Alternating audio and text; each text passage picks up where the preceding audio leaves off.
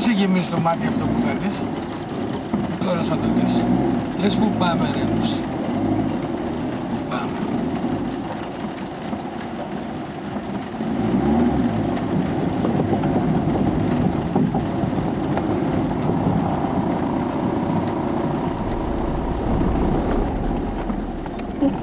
Here we are.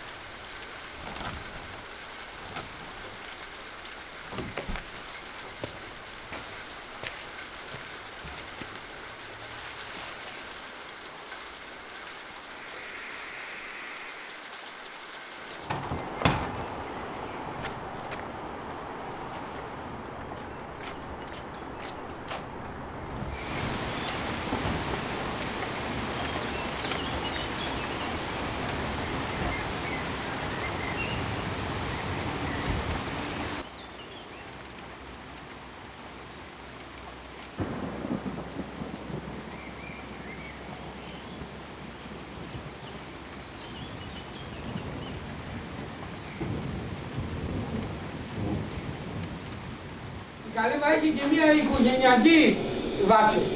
Δηλαδή είναι 12-13 άτομα, είναι κουμπάρι, ξαδέρφια και μπορεί και φίλοι, δεν υπάρχει θέμα. Αλλά έτσι στηρίζεται. Στηρίζεται με τη συγγενική σχέση. Είναι αυτό το μαλάκι.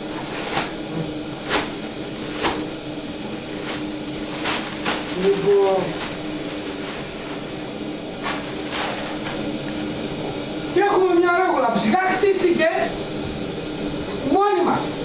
Δεν ήρθε κάποιος να πει τι ξέρεις να κάνεις εσύ τσιμέντα, εσύ τι ξέρεις να ρίχνεις τσιμέντα, εσύ τι ξέρεις ξύλα, εσύ τι έχεις, φέρνω ξύλα από την Βουλγαρία, ωραία, εσύ τι κάνεις, όλοι κάναν μια δουλειά.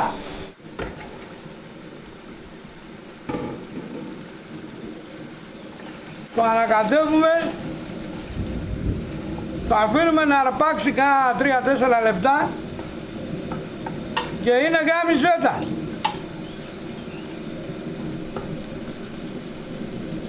Ένας τρώει, 3 πεθαίνουν. Και έτσι είναι. Λοιπόν, άλλα 3 λεπτά. Στο πουλκι είμαστε εντάξει.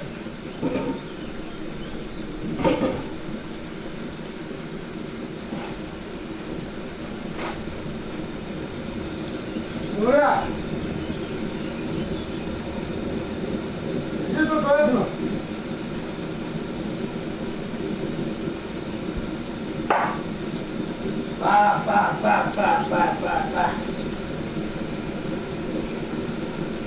Όπου να είναι θα μαζευτεί και καμιά κάτα, να έχει κανένα κόκαλο να πάει. Αυτό και εμείς είμαι θα φιλές πράχνης.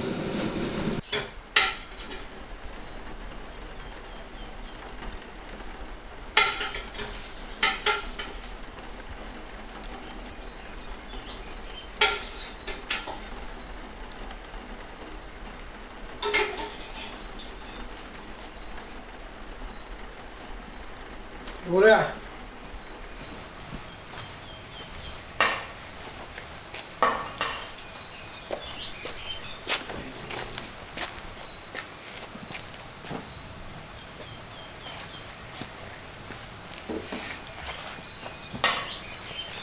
Αρχηγός. Τι είναι ο αρχηγός? Κάθε ομάδα απαραίτητα για να λειτουργήσει, τρώμε.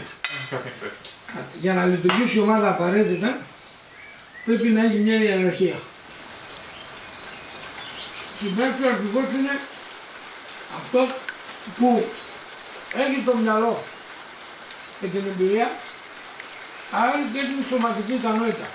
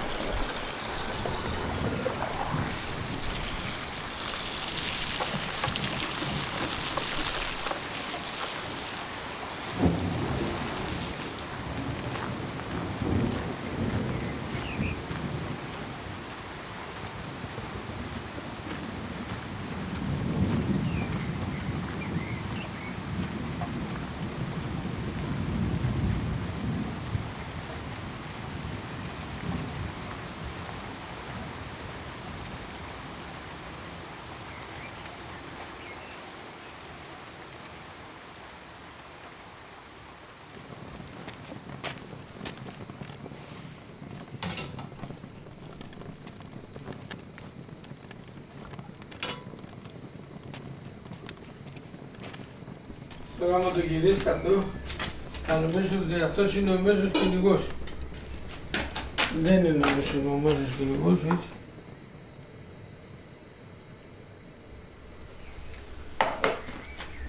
Άναψε εκεί μαλακιά.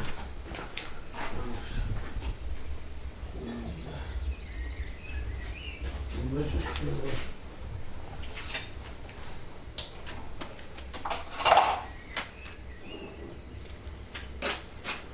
Σιγά Κύριε ο Θεός μαζί σας, όποιος και να είναι αυτός.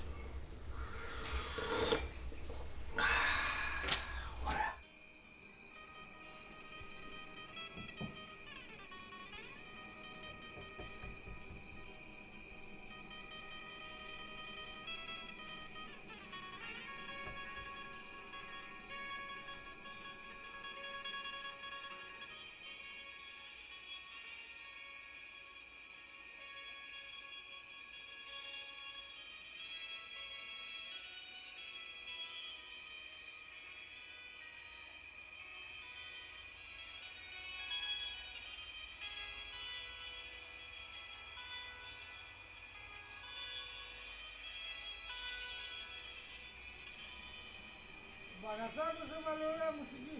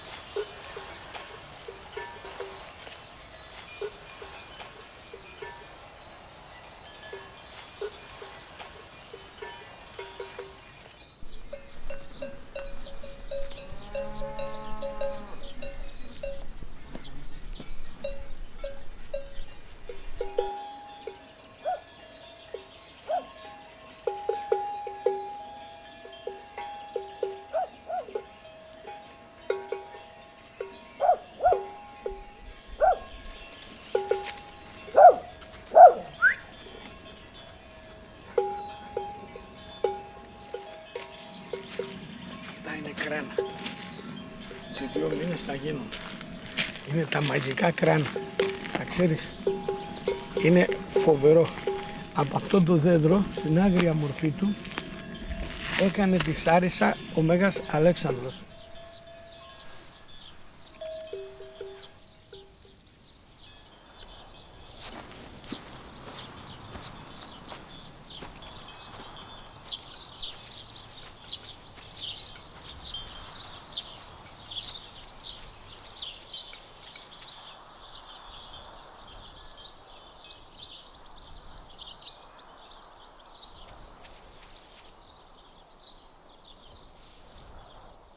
Έχει 2 εκατομμύρια φορές κατά μέσον όρο μεγαλύτερη ικανότητα μυρωδιάς ο σκύλος από τον άνθρωπο, από τον μέσο άνθρωπο.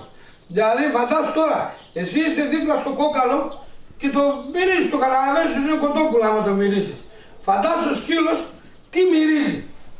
Τώρα έγινε στις μυρωδιές της περιοχής έγινε ένας σεισμός. 10 ρίχτερ. Γι' αυτό ήρθε ο άλλος και κοιτούσε έτσι, σου λέει εδώ τώρα κάτι γίνεται. Κοπαδίσκη είναι σίγουρα.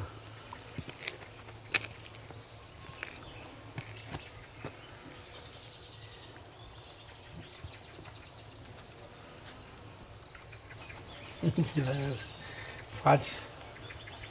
Έχει και την αίσθηση του ζημιάρη. Λέει τώρα μπορεί να κάνει και καμιά ζημιά.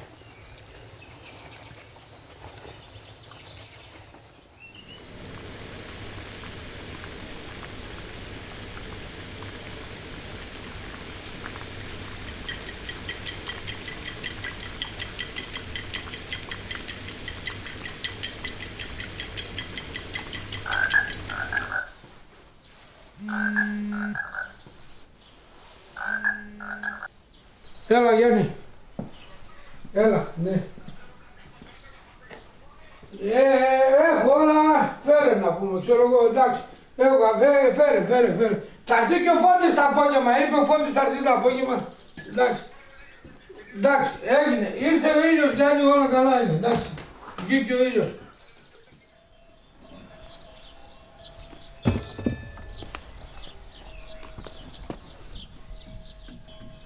Αρχίδια.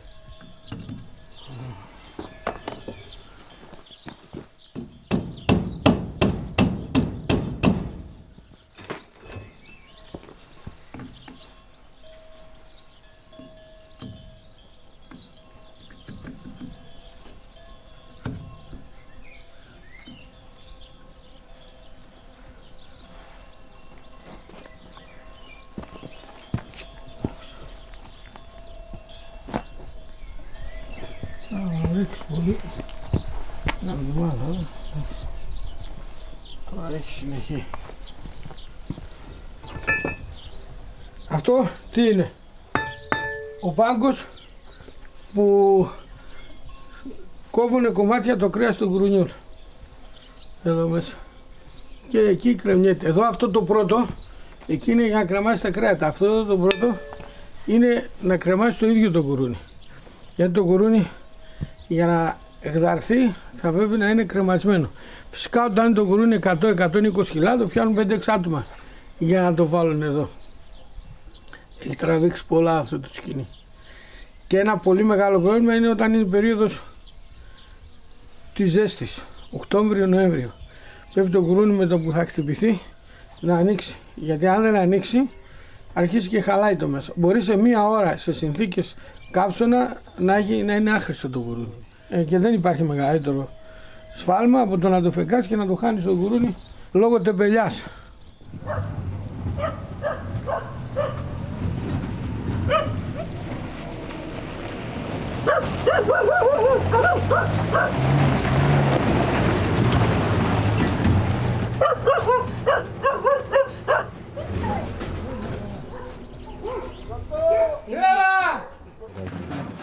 Ναι.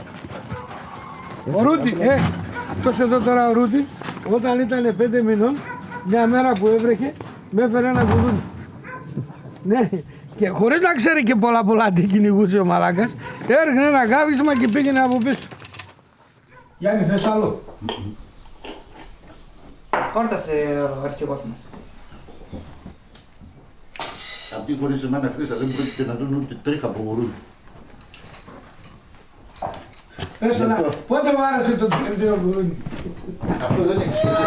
Εγώ άμα θέλω παράγω όλα τα γουρούνια της ομάδας θα παράγω μόνο. Παρούλα.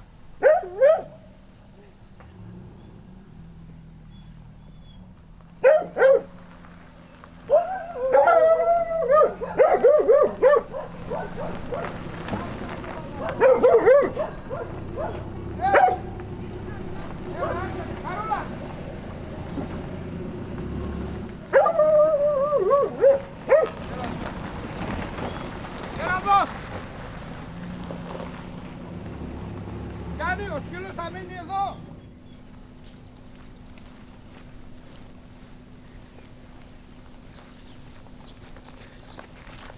Ντουμάγκιντερσεν. Εδώ ήταν η καλύβα που χαλάσαμε πριν 5 χρόνια και αυτός ήταν ο φούρνος που με κάνανε για τη σπίτι. Λειτουργεί κανονικά.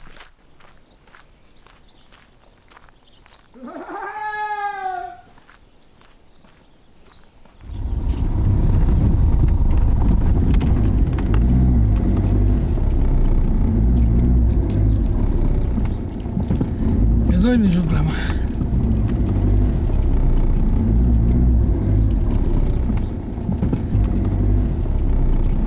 Από εδώ δεξιά ξεκινάει το δικό μας το βουνό. Θα Γιάννη τώρα καψόξυλα να πάνε.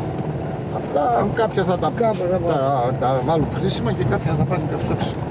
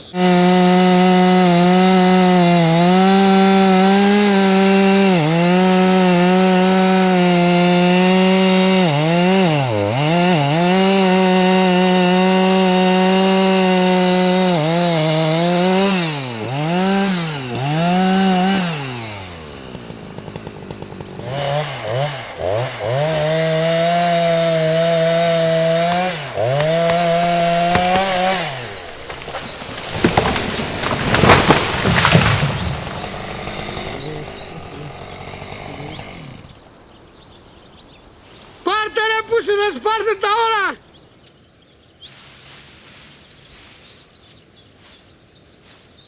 Γιάννη, φοβερό πέσει.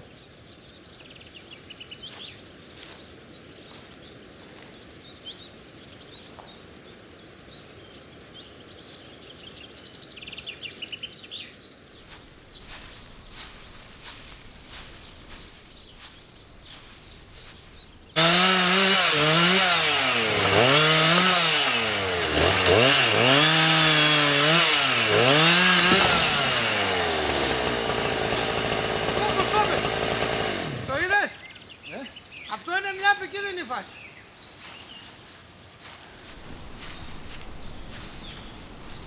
Οι Τούρκοι τι φτιάχναν σε αυτά τα δάση.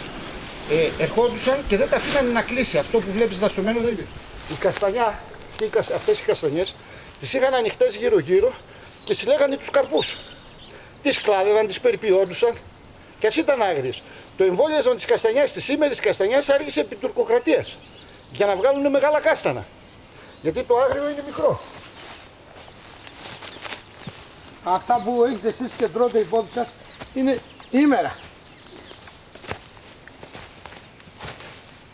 Έπειτα ο κόσμος που ζούσε ήταν συλλέκτης, ο άνθρωπος ήταν συλλέκτης τροφής. Δηλαδή πήγαινε στο βουνό και έπαιρνε ό,τι του δίνει η φύση. Ας πούμε, να βλέπεις εδώ είναι άγρια φουντουκιά. Μάζευε άγρια φουντούκια για ξηρούς καρπούς. Ανταλλακτική οικονομία, δεν υπήρχε χρήμα. Θα σου δώσω φουντούκια, θα μου δώσεις κρέας. Θα σου δώσω κάστανα, θα μου δώσεις δέρμα. Που ζούσαν σε αυτά τα βουνά, αυτό που τους έλειπε δεν ήταν το κρέας. Σκοτώναν τα ζώα και πηγαίνανε στην πόλη και τα ανταλλάσσανε με ηλιές και με λάδι και με αλάτι. Αυτό που τους έλειπε πολύ ήταν το αλάτι. Γιατί με το αλάτι μπορούσαν και διατηρούσαν τα τρόφιμά τους για πολύ καιρό. Ξεχειμονιάζανε. Τα παστώνανε όλα γιατί δεν υπήρχαν ψυγεία τότε. Κατάλαβες. Ας πούμε, σκότωνε ένα ζαρκάδι, πήγαινε το ζαρκάδι κάτω και έπαιρνε ένα ντενικέ λάδι. Έτσι ήταν οι ανταλλαγές. Και αλάτι. Και το αλάτι ήταν τόσο πολύτιμο που ήταν θέμα μονοπωλίου. Το αλάτι και τα σπίρτα μέχρι λίγο μεταπολεμικά τα χειριζόταν μόνο το κράτος. Τα πουλούσε μόνο το κράτος για να έχει έσοδα. Τώρα μιλάμε για αλάτι, έτσι.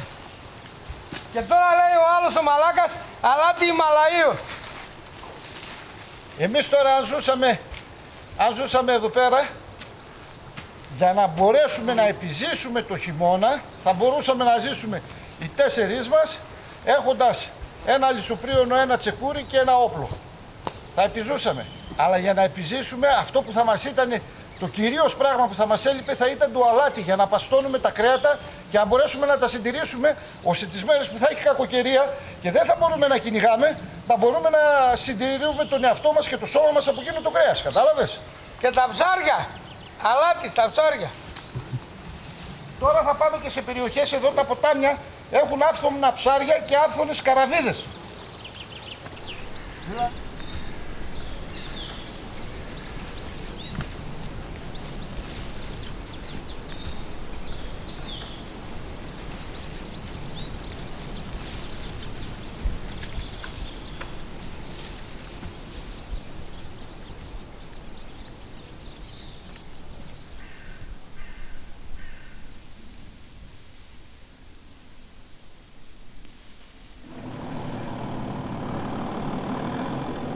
Αυτοί τώρα ζευγάρους είναι άγριο γουρούνι.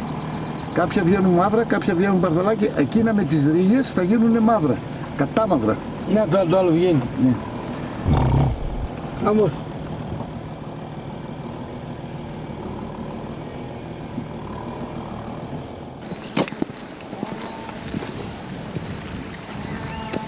Ναι, ρε, από εκεί κατέβηκε, από εκεί. Κάπου από εκεί πρέπει να ήρθε αυτός. Εντάξει, τρελοκομείο. Λοιπόν, εκεί όλες αυτές οι πλαγιές είναι η πλαγιά της φλαμουριάς που λες επάνω εκεί. Είναι φοβερό εδώ να την πιάσει τη φλαμουριά τέλος Ιουνίου. Είναι τρομερή ομορφιά. Γάμισε τα. Εδώ που λέτε ήρθε ένα βουλγάρικο σύνταγμα, πάνω από 1000 και Βούλγαροι και πήγαν να περάσουν. Εκεί που είναι φαγωμένος ο δρόμος ήταν το ύψωμα και δεν λέγεται ύψωμα Λαφτσίδη. Ήτανε 32 δικοί μας Και του τα μέσα του Βουλγάρους. Εδώ ήταν η γέφυρα, πήγαμε να περάσουμε τη γέφυρα, όχι εδώ, πιο κάτω, ας πούμε έτσι. 3 μέρες μάχη. Οι Βούλγαροι λένε ότι έχουν σκοτωθεί 146 άτομα τους, έχουν γίνει πρόσεξε, 146. Είναι η μεγαλύτερη αντιστασιακή πράξη. Τώρα δεν είναι ιστορίες, κάποια στιγμή θα βγει και βιβλίο γι' αυτό. Να καταλάβεις τι έχει γίνει. Μεγάλη υπόθεση. Ο παππούς μας και η γιαγιά μας παντρεύτηκαν το 16. Στο βουνό παντρεύτηκαν. Το έχω γράψει αυτό. Η γιαγιά μας είδε νοικοκυριό το 1925. Όχι το 24 που ήρθε λίγο μετά. Κατάλαβε τι είναι νοικοκυριό. Παντρεύτηκε, ο παππούς μας ήταν όταν παντρεύτηκε 17 χρονών και η γιαγιά μας ήταν 19 χρονών. Και παντρευτήκαν. Και αφήσανε και 2 κόρες εκεί. Εντάξει, τις οποίες κατά πάσα πιθανότητα δεν τις αφήσανε ξέρεις, μόλις γεννήθηκε πέθανε, από τις κακουχίες. Και από αυτά μείναν οι κόρες. Εντάξει, όταν η γιαγιά σου αποκτάει νοικοκυριό 27 χρονών και έχει παντρευτεί 16-17, μπορείς να καταλάβεις τι γίνεται. Είδε τι είναι γκιούμι, τι είναι κατσαρόλα, τεντζερές που το έλεγε, τι είναι πυρούνι στα 27 της. Και αυτά μετά από 13-14 χρόνια τα ξανάχασε. Έχασε μετά και το γιο της, έχασε τον κουνιάδο της, έχασε το γιο της. Ο γιος γεννημένος το 29. Πόσο ένας που πεθαίνει το 45 και που έχει γεννηθεί το 29, 16 χρονών. Εντάξει. Αυτοί οι άνθρωποι δεν είπαν τίποτα όμως. Δεν κάνανε τίποτα. Κάνανε άμα τους έβλεπες, γιατί ζήσαμε με αυτούς τους ανθρώπους χρόνια. Εγώ όταν πέθανε ήμουν 27 χρονών. Αυτοί οι άνθρωποι το μόνο που λέγανε, εμείς είμαστε Έλληνες. Εντάξει. Τώρα αν αυτό το εμείς είμαστε Έλληνες είναι φασιστικό, γάμισέ τα.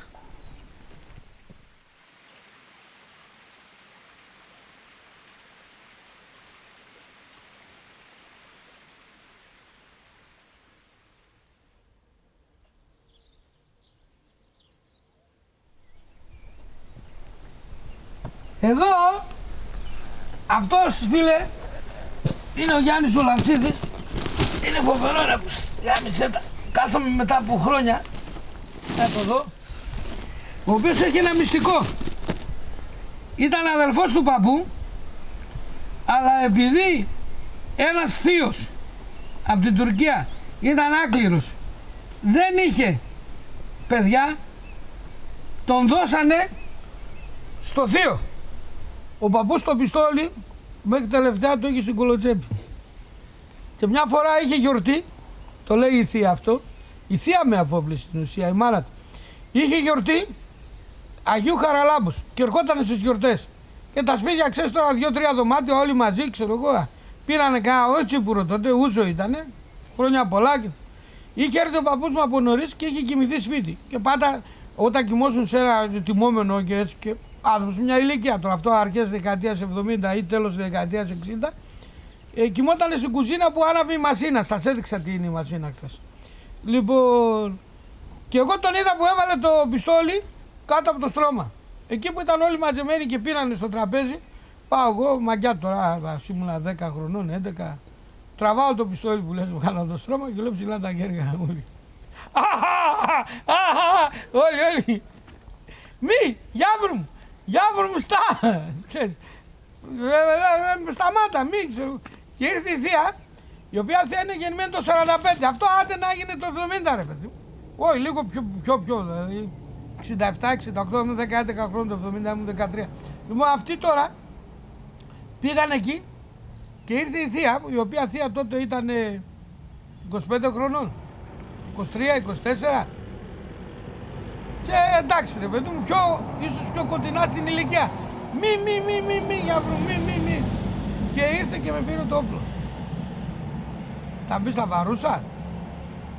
Ήταν τόσο τρελή, Γιάννη, μπορεί να ήταν και έτοιμο το όπλο. Δεν ξέρω πώς ήταν. Ήτανε θεότρελη. Εδώ τώρα η μεγαλύτερη συγκίνηση δεν υπάρχει. Εγώ το αποφεύγω, δεν μπορώ, γιατί ψιλομαλώνουμε καμιά φορά, μιλάμε, κάνουμε, δεν θέλω. Δηλαδή, εντάξει, ανακατεύονται και διάφοροι να παίρνουν δόξα κτλ. Δεν γαμίσει, εντάξει, είναι αυτό που σας είπα, δηλαδή είναι βρισιά να είμαι Έλληνας. Όχι. Αλλά είναι φοβερό. Να έρχεται, δεν μπορεί, φεύγει, συγκινητική. Εγώ είμαι ο πρώτος εγγονός ηλικιακά και είναι ο τελευταίος. Εντάξει, δηλαδή είμαστε 9 άτομα. 6 κορίτσια. Λοιπόν, είναι τρελό να έρχεσαι εδώ και να βλέπεις, ας πούμε, να ξέρεις πώς πεθάνανε οι δικοί σου, να ξέρεις πώς πέθανε το χωριό σου, να ξέρεις, ας πούμε, τι φτώχεια τραβήξανε και να βλέπεις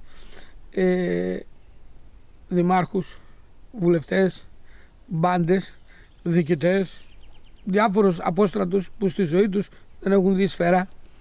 Εντάξει, να μιλάνε με έναν στόφο, με μια έπαρση.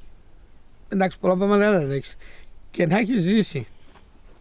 Τώρα εδώ πέρα, μάμα το σκάρι, ο γιος αυτού, ο εγγονός αυτού, πέθανε από ναρκωτικά. Φτώχεια, έφυγε άλλο στη Γερμανία. Ο πατέρας του, και αυτό είναι ο εγγονός αυτού, και πέθανε από ναρκωτικά. Και άλλη τι έγινε, γιατί έμεινε μόνος του εδώ. Δηλαδή, άμα τα έχει ζήσει αυτά εδώ, έτσι, έχει ζήσει ανθρώπους οι οποίοι δεν είχαν να φάνε. Τώρα τι να σας πω. Εδώ πέρα μέσα ο άλλος εγγονός τώρα αυτού βάζουμε να κάνουμε μακαρονάδα. Είμαι 14 χρονών. Μαζάμε χόρτα, τα κάναμε μπάλες. Όχι με μηχανήματα. Είχαμε ένα κουτί έτσι σε ένα σεντούκι. Από κάτω δεν είχε πάτο και τα δέλαμε με σύρμα. Και είχαμε να φάμε, ξέρω εγώ, μακαρόνια. Και εκεί που βράζαμε τα μακαρόνια μπαίνουν μέσα, ξέρω εγώ, κάτι μύγες, κάτι ζωήφια, αλογόμυγες. Και τα κοιτάω εγώ και λέω, ρε, πώς θα φάμε, λέει, θα φάμε, ρε. Πάτα κιούτα έτσι που έβραζε το νερό, τα παίρνει, τα πετάει και ήταν τα πιο νόστιμα μακαρόνια που φάγαμε. Αυτός όμως δεν είχε να φάει. Εντάξει. Αν τους βλέπεις τώρα όλους. Αυτό δεν είναι η ιστορία μοναδική. Είναι ένα πράγμα που πολλαπλασιάζεται στον ελληνισμό. Πολλαπλασιάζεται κυριολεκτικά. Δηλαδή, εμείς ξέρουμε, ας πούμε, το 1800, δεν θέλω να παραβάλω αυτό, το 21 ήταν κάτι πολύ μεγαλύτερο. Αλλά σας λέω μόνο, στο 1821 ξέρουμε συγκεκριμένους ανθρώπους. Για κάθε συγκεκριμένο άνθρωπο που ξέρουμε το 21, υπάρχουν δεκάδες άλλοι μη υπαρκτοί στα βιβλία, στην ιστορία. Εντάξει. Είναι αυτοί που κάνανε τον πόλεμο.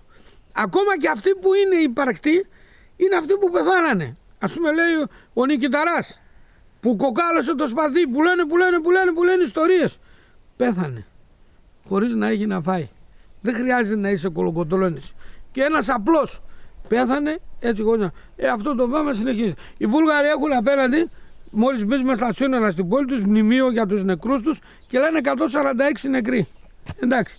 Αυτούς λοιπόν τους 146 με τους νεκρούς, 1, 2, 3, 4, 5, 6, 7, 8, 9, 10, 11, 12, 13, 14. Σας είπα και 2-3 βγάλε. Αυτοί οι 11 είναι. Εντάξει. Τώρα πώς μπορούν 11 να το κάνουν, το κάνανε. Αν είχαν και μάλιστα που δεν είχαν όλμους και αεροπλάνα, θα κάνανε ακόμα περισσότερο. Γιατί τα κάνανε αυτά. Λέει, ας πούμε, Βέλγιο, ακούσατε καμιά αντιστασιακή πράξη. Ολλανδία, καμιά αντιστασιακή πράξη. Πήγε ο Χίτλερ, μάκες εδώ. Οι άλλοι λένε Νορβηγοί, ελάτε ρε παιδιά, εδώ είμαστε. Αυτοί οι τρελοί, έτσι, οι Γάλλοι σε λίγες μέρες, αυτοί εδώ. Και ξέρετε, οι Βούλγαροι, όταν έγινε χαμός και τους ρημάζανε, σηκώνουν μια σημαία και τι τους λένε οι Βούλγαροι. Οι Βούλγαροι τώρα, τους δικούς μας. Τεσλίμ. Το τεσλίμ είναι τουρκικό, σημαίνει παραδεθείτε, παραδοθείτε. Έτσι, τους είπαν, ρε παιδιά, παραδοθείτε, έτσι και το κάνω. Στο έκανα, είναι τρελοί. Ναι, η δικιά μας η φίλη δεν είχε ποτέ τη λογική σαν προσόλ. Αλλά είχε ένα άλλο προσόλ. Τη γη που πατούσε την τιμούσε. Και η μεγαλύτερη βρισιά σήμερα είναι να πεις έναν από αυτούς τους ανθρώπους, ας πούμε, τα παιδιά μου, ξέρω εγώ, δεν έχουν σχέση με τίποτα. Μπορεί να μην πάνε και ψηφίσουν. Δεν έχουν, δεν μπορεί όμως να πάει να πει τώρα την κόρη μου ότι εσύ είσαι δισεκούνη ενός φασίστα.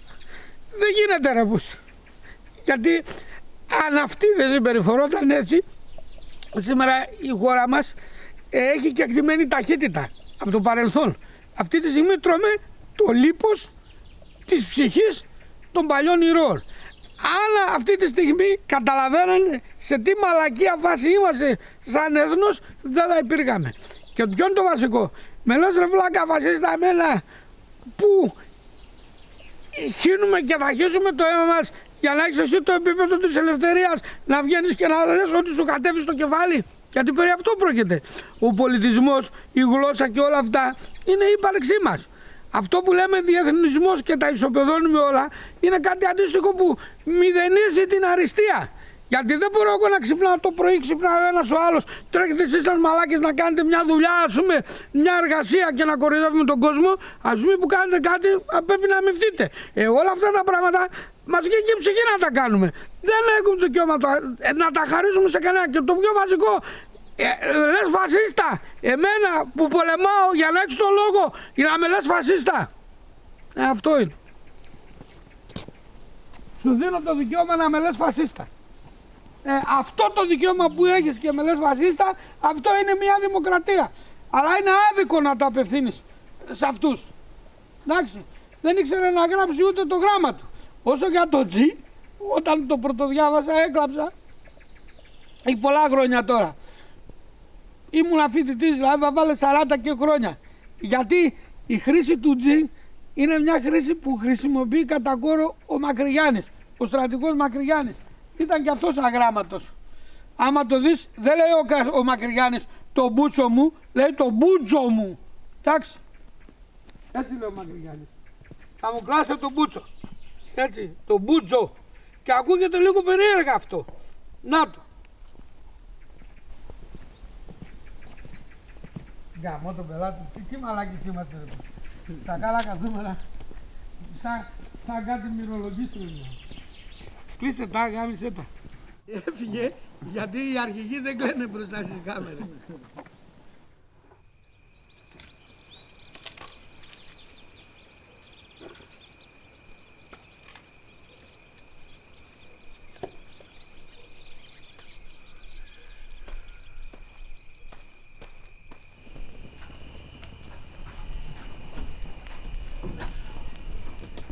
Μπορεί να πάρει, μπορεί να μην πάρει, πιθανόν να πάρει.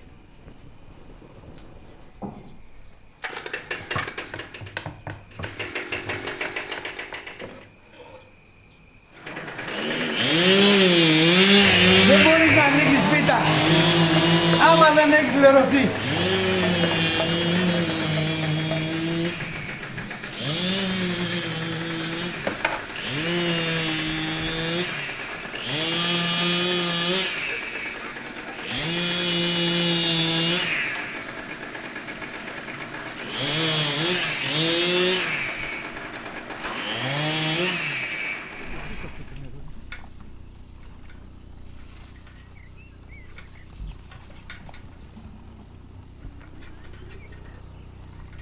Άντε εδώ να τρέχει τώρα, μέχρι να φύγει.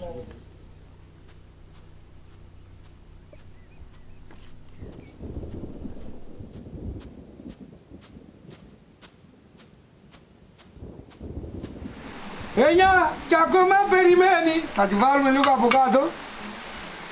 Πια τώρα θα σας δείξω πώς. Για να μην μας κατηγορούνε οι άσχετοι. Σατήρι από κάτω δεν είναι ψημένο. Της μάς το μουνί ρε. Μαλάκα. Δεν είναι ψημένο.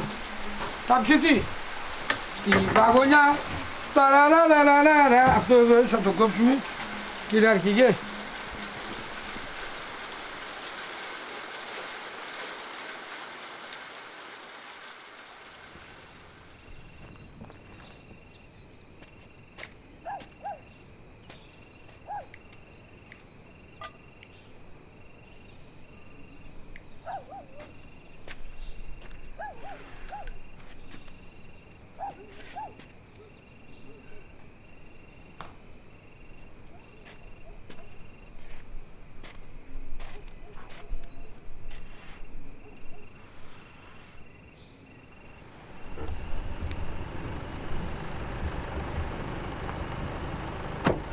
Πρώτα να έρθει ο πρόεδρος. Πρώτα να σας παστώ.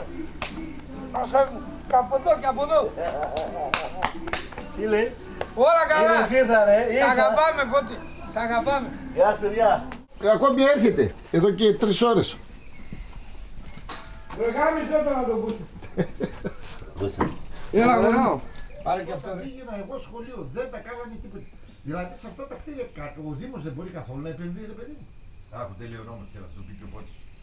Κτίριο, ο Δήμος τώρα, μετά το Καλλικράτη να σου πω. Εσύ στο τυρί όπως είναι, εμείς ρίχναμε τα πόρα. Ρίχναμε και λίγο μέλι. Παίρνω που λέει στο μαχαίρι, το βουτάω μέσα στο μέλι και αρχίζει το μαχαίρι στάζει και φέρνω 3-4 γύρες έτσι, αυτό γλυκέσει. Ναι, λίγο το... Μέσα στο τυρί έχει μέλι. Εντάξει, αυτό τώρα, εντάξει, εσύ το πιάσες. Μια χαρά είναι. Ναι. Πού το πειράζει, αλλά δεν είναι. Εσύ δεν μίλησε, έχει λίγο. Μαλακία είναι, άντε. Τι μαλακιά είναι ρε, οι Άγγλοι πώς κάνουνε, μαλάκα οι Βασίλης. Οι Άγγλοι μαλάκες, μη μαλάκες είμαστε. Ωραία, το είπε η Φένια, το είπα και εγώ, αγάπη σου Πήγα μικρό. στην Ιταλία. Έφαγε πέντε κομμάτια. Το είπα Δεν τώρα. πειράζει. Δεν πάει. Στον έκατο θα πει δεν είναι.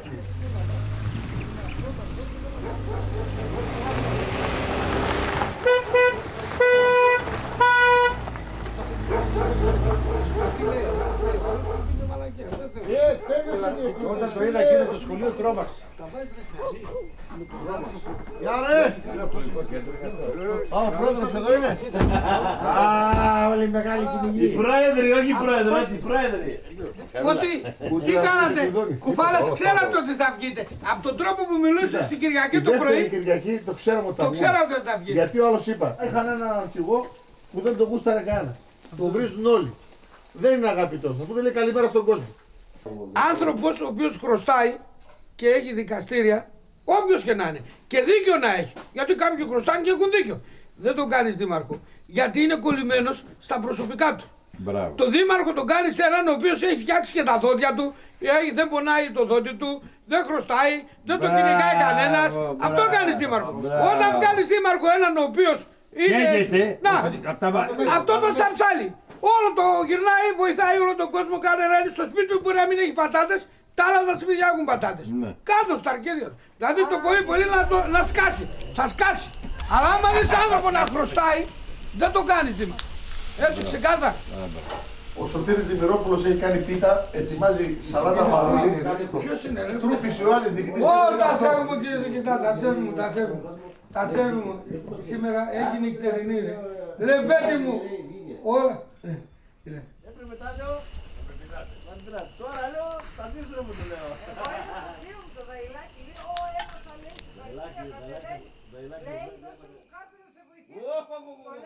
Τώρα σιγουρεύτηκα ότι θα βγω το κάνω.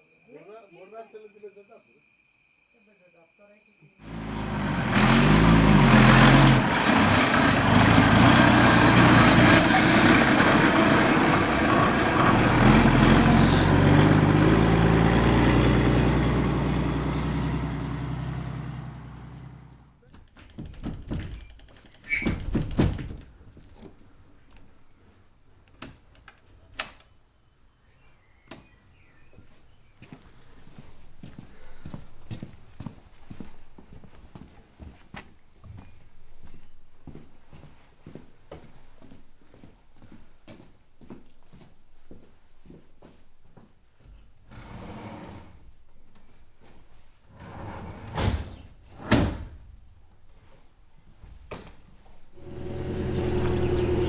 Έλα. Ρούντι, φεύγει μαλάκα.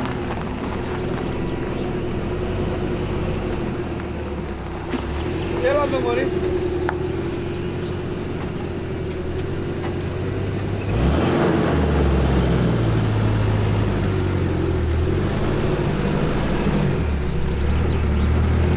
Έλα. Όπα!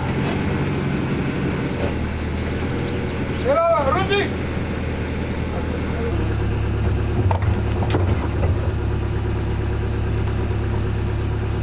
Κάτω.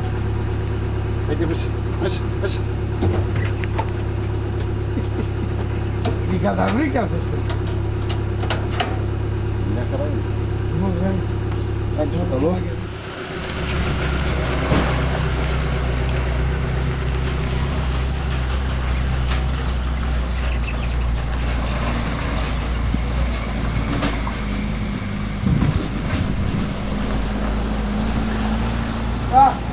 Άλλος. Η πίσω η μαρκιά.